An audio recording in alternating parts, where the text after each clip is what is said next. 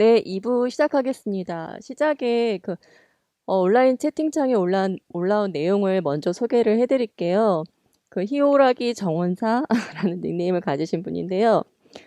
최근 몇 년이 기후위기를 따로 설명하지 않아도 몸으로 이해되어 뭐라도 해야겠다는 절박함을 느끼는 시민들이 늘었다고 합니다. 어느 단체 기관이 주도하는 것이 아닌 개인이 실천하는 제로 웨이스트, 비거니즘 같은 운동들이 활발하기도 했고요. 우리도 간디인이 다 함께 각자의 일상에서 실천할 수 있는 우리만의 운동을 해봐도 좋을 것 같습니다라는 의견을 주셨습니다. 일부 마지막 질문과 관련된 내용인 것 같습니다. 네. 2부 첫 번째 질문은요. 2020 간디 안에서 화두가 되었던 관심사나 이슈가 무엇이 있었는지 궁금해 하시고요. 또 올해도 계속 이어나가야 되는 현안들은 무엇이 있는지, 또 집에서 아이와 좀 더 나눠볼 이야기는 어떤 것들이 있는지 궁금하다고 하셨습니다. 네, 질문은 한 가지인데 그 안에 세 개의 레이어가 깔려 있어요. 그래서 어떻게 답변을 해야 되나 좀 고민을 했는데요. 일단 이 답변에 직접 들어가기 전에 지금 학부모와 소통 이 부분에 아직 제가 띄워놓고 있었는데요. 이 부분을 왜 띄워놨냐면 학부모와의 소통도 그렇지만 이번 겨울 방학 때 학생회 친구들이 그러니까 2021년부터 이제 새로 활동을 하게 되는 학생회 친구들이 온라인으로 LT를 가졌습니다. 보통은 오프라인에서 가지지만 이번엔 좀 특수했죠. 근데 우리 새 학생회 집행부가 내놓은 안 중에 하나가 뭐냐면 학생회에서 3주째 유동적 긴급회의라는 안을 내놨어요. 그러니까 3주째 가운데 이거 우리 지금 토론이 필요해. 다음 달 말고 지금 당장 이렇게 판단이 되는 내용이 있으면 그 어, 3주차 회의를 소집할 수 있는 제도를 만들자라는 제안이에요. 교사회는 이것을 적극적으로 검토해 보려고 하고요. 예를 들면 이게 이런 사안이 뭐가 있을까 생각을 해봤더니 작년 같은 경우에 보십시오. 기억나십니까? 제천 앞에 작년에 제천을 그 주소지로 두고 있는 사람에게 10만 원씩 이 제천 화폐로 재난지원금이 지원됐었잖아요. 근데 저희가 이것을 각 가정마다 받으실 수 있도록 도와주려고 안내문도 내고 그다음에 서류를 갖춰서 받았는데 이제 문제는 그 이후에 불거졌죠. 왜냐하면 이걸 받고 있으면 이게 제천 화폐라 해도 현금인데 이게 수백만 원이 학교 안에 있는 거잖아요. 근데 자그마한 뭐 사탕 두 개만 없어져도 사실은 이 이렇게 도난과 관련된 회의가 소집되는 학교에서 몇백만 원어치나 되는 돈이 아이들의 수중에 있다는 게 굉장히 불안하더라고요. 그래서 이제 각 가정과 협의해서 그 가정에게 이렇게 그 돈을 넘길 수 있도록 했는데 그 과정에서 학생들 입장은 충분히 자신들의 의사를 물어보지 않았다는 점에 문제 제기를 했어요. 그리고 그 절차상의 어떤 문제가 있었다는 점을 교사회는 받아들이고 거기에 대한 사과문을 냈거든요. 그래서 어찌 보면 행정상의 편의를 도와드리려고 시작했던 이것이 결국은 학생들의 불만과 또는 학생들의 목소리를 좀 들으려고 하지 않는다라는 다음번 그러니까 종류가 다른 안건으로 이렇게 번지게 되어 있는데 이럴 때 바로 지금 학생회가 제안한 이 유동적 긴급 회의 우리 다 같이 모이 이 문제 어떻게 해결할 거야 이렇게 한번 논의할 만한 사안이었다고 지금 돌아보니 생각이 돼요. 그래서 학생들 어찌 보면 그 사람의 선의를 왜 그렇게 해석하지 이렇게 볼 수도 있어요. 그러나 아이들 입장에서 보면 제기될 수 있는 문제였고 오히려 그 문제를 3주체가 좀 더 건강하게 논의했더라면 어땠을까라는 생각이 지나고 나니까 이제 드는 거죠. 그다음에 이제 운영위원회가 이제 위원장님뿐만 아니라 각 학번 대표도 그렇고 지역 모임도 그렇고 마찬가지입니다. 어떤 일이든 잘 되려면 이 학교하고 소통이 잘 되어야 뭐가 돼요. 그래야 부족함도 드러나고 그래야 보완점도 생기고 그래야 방향성도 생기고 예. 그래야 평가도 나오고 평가를 해야 다음번 계획이 세워지거든요. 모든 시작과 끝은 소통인 거예요. 그래서 어, 이 기회에 이제 학생회장과 교장과 또 운영위원장님 또 그 실무를 맡은 그 범위 내에서 직접 소통을 좀 더 자주 할 수 있는 방안, 뭐 대면 비대면 모두 포함해서 이것을 좀 마련해야 되겠다는 생각이 들고 운영위원회가 이렇게 그 핵심 멤버만 모여서 되진 않고요. 뭐 두 달, 세 달 만에 한 번씩 모일 수밖에 없으니까 항상 모이면 확대 운영위원회인 거예요. 그럼 다 모이면 한 30명, 35명 넘어요. 거기에 학생위원 몇 명 있다 그래서 얘기를 나눌 수도 없고 자기 발언권이 어디까지인지도 모르겠고 그다음에 의제도 불분명하거나 또는 잘 모르는 내용이니까 학생들은 그냥 가만히 있다가 갈 수밖에 없거든요. 그래서 이런 구조를 유지하면서 3주체가 같이 끌어가는 학교다라고 하기는 약간은 좀 미안한 감이 있어요. 그래서 이런 점들을 극복할 수 있는 방안들을 내놓고 조금 작은 거 하나라도 이제 실천을 해 나가야 되지 않을까 이런 생각을 했습니다. 2020년도에 이제 굵직한 이슈들을 좀 짚어보면 먼저 기후위기 비상행동이 2학기 때 활발하게 움직였어요. 그래서 교사 4분이 여기에 조직에 같이 함께 했고 학생위원은 37명이어서 이 학생들을 중심으로 4차례에 걸친 외부 강연과 포럼과 토론회가 이루어졌어요. 그래서 제가 아까 나가서 죄송합니다 그리고 사과했던 그 행사가 저 4번의 행사 중에 하나였었어요. 그리고 그 중계를 보신 부모님들이 한 몇 분 계실 텐데 굉장히 짜임새 있게 이 친구들이 잘 조직했어요. 질문도 날카로웠고요. 그래서 이게 상당히 그 높은 수준의 그 인식 변화로까지 이루어지고 있구나라는 점을 느꼈고요. 근데 이제 한 가지 또그 학생 37명 가운데 주도적으로 그 팀을 이끌었던 친구들이 작년 기준으로 4학년, 5학년이었거든요. 그러면 올해 기준으로는 5학년은 이제 졸업을 했고, 5학년, 6학년이었으니까 6학년은 작년 6학년 졸업했고, 5학년은 지금 이제 6학년이 되어서 졸업반이라는 거죠. 그래서 새로운 성원의 충원과 또 새로운 어떤 상설 조직화로까지 가려면 그 후속 작업들이 좀 필요하다 이런 생각이고요. 그 다음에 학교 입장에서는 학생들이 하려는 그 기후위기 비상행동과 관련된 여러 가지 프로젝트나 학교 행사 등등을 적극적으로 지원하고 또 참여할 예정입니다. 그다음에 듣기, 말하기, 읽기, 쓰기는 우리 교육과정 개편할 때부터 중점 추진 사항으로 지금 정해놓고 있고요. 그다음에 든말스라는 제목의 학생들이 만드는 예전 간디인이 이제 완간이 됐거든요. 작년 말에.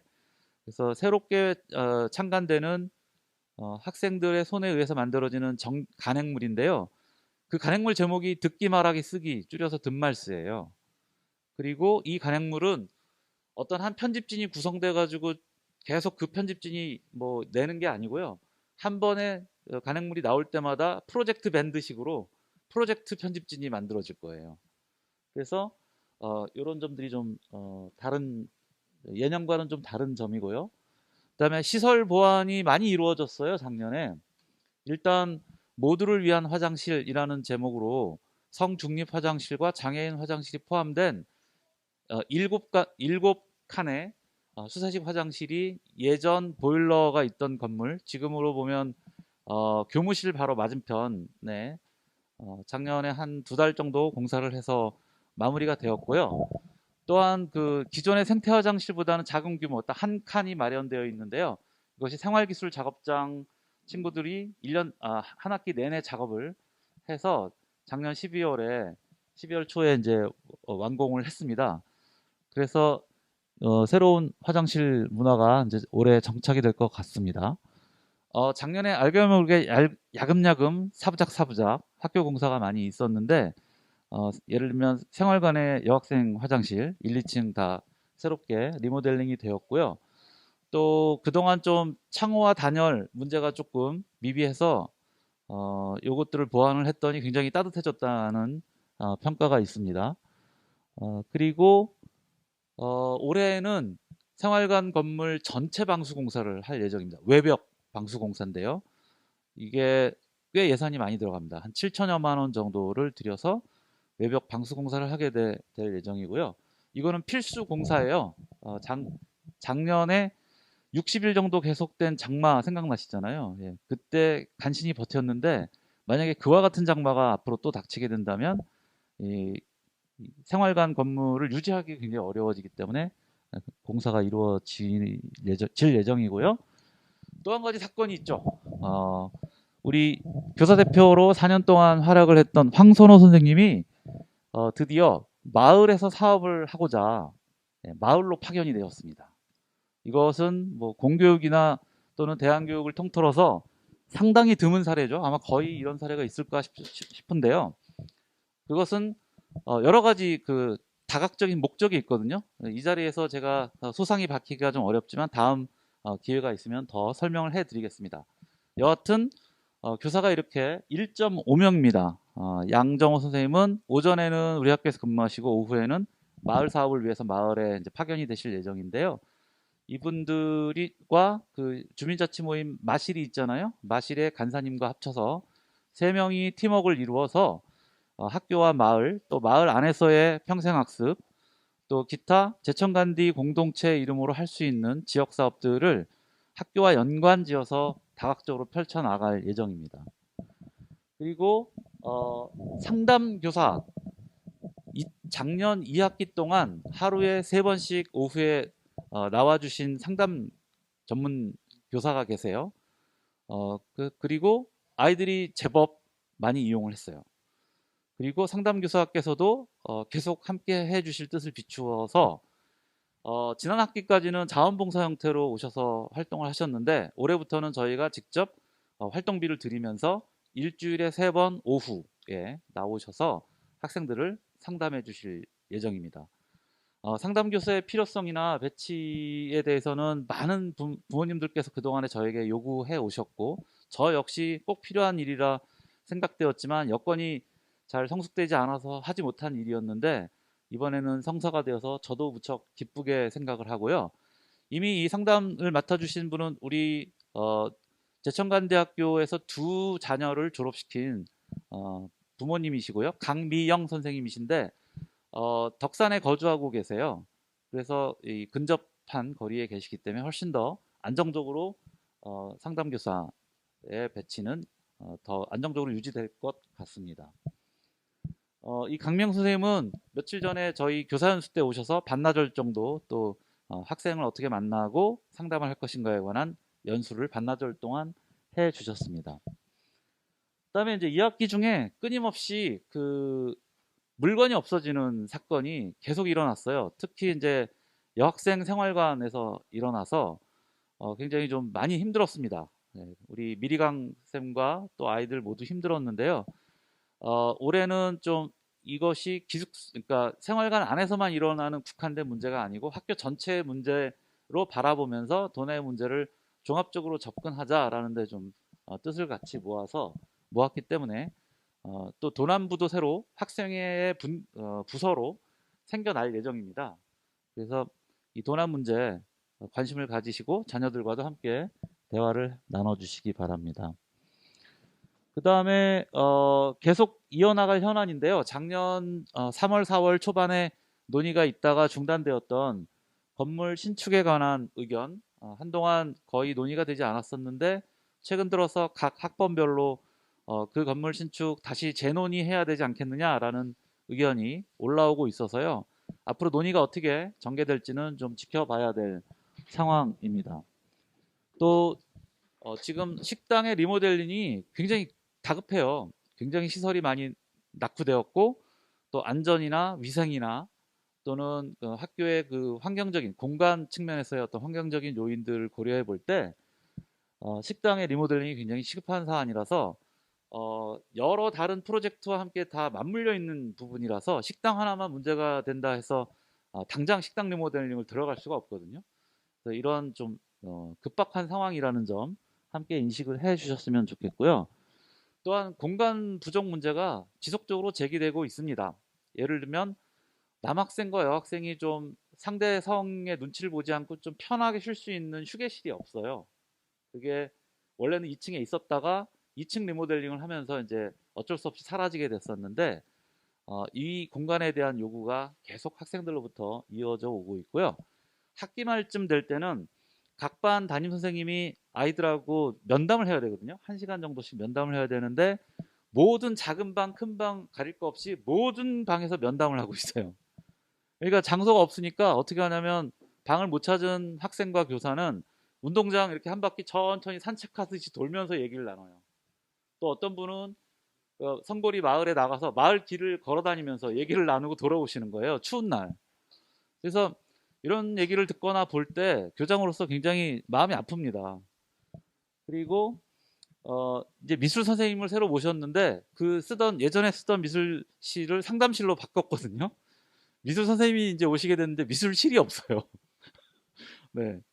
뭐 그부터 시작해서 뭐 공간 부족 얘기는 이제 말하자면 끊임이 없는데 그래서 이런 문제를 좀 어, 현명하게 해결할 수 있는 방법, 뭐 예를 들면 비용을 줄인다든지 공간을 좀 효율적으로 더 쓴다든지 또는 공간을 뭔가 생기고 사라지고 하는 것에 대해서 또 우리는 토론을 많이 하잖아요. 그런 토론 기간까지 생각을 해보면 하나하나 좀 어려운 문제들입니다. 그래서 이런 것을 문제를 좀 해결해 나갈 때 도움이 되는 영감이나 아이디어가 있으면 좀 적극적으로 제출해 주셨으면 좋겠습니다.